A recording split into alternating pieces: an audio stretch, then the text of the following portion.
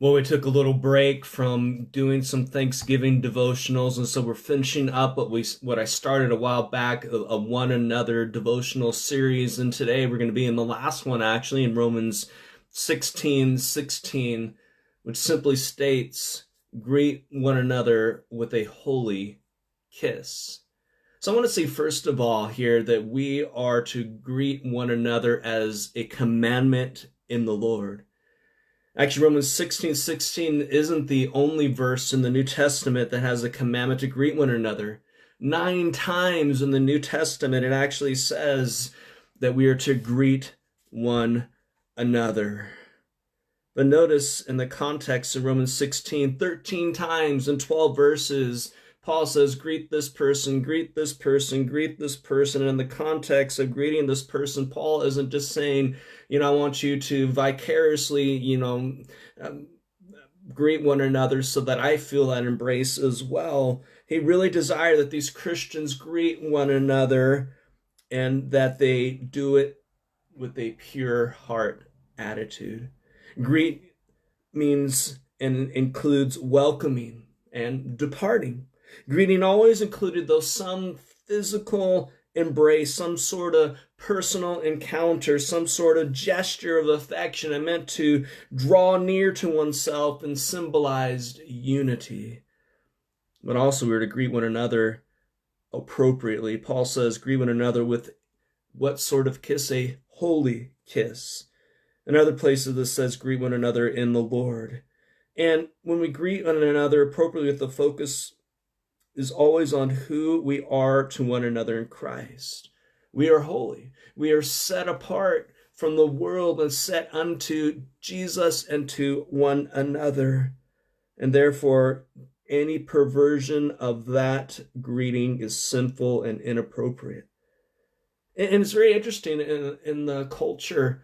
Men would actually give a kiss to other men, and women would give a kiss to other women. Men would kiss other men on the forehead, on the cheek, and even on the beard. That was culturally accepted way to greet one another.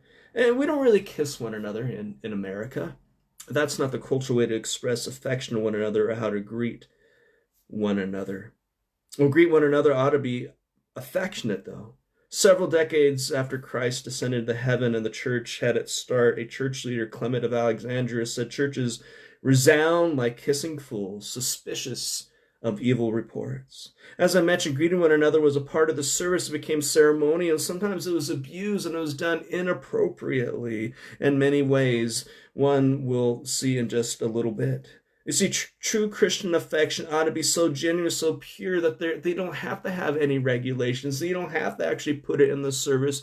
You just feel it within your heart, and you want to greet this person or that person in the church. It is biblical and right to express love and affection to brothers and sisters in Christ in appropriate cultural ways. As Peter mentioned, greet one another with the kiss of love.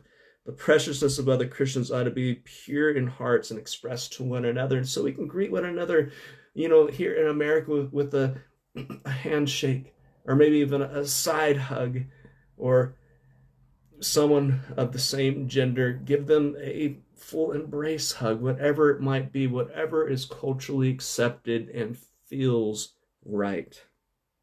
Well, last, greet one another ought not to be done with exclusion.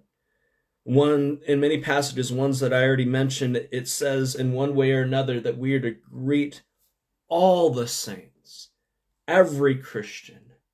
I mean, naturally, though, we are drawn to certain individuals and are prone to greet them, but the family of God stretches beyond bloodlines, beyond friendships we develop, beyond ethnic boundaries, beyond gender, beyond our own age groups, beyond all those barrier walls. Greeting one another ought to break down those walls so that we're greeting everybody in the church without exclusion, not just the ones we're drawn to, not just the ones that we like, but we greet them because they are a brother and sister in the Lord. Thank you for joining me today.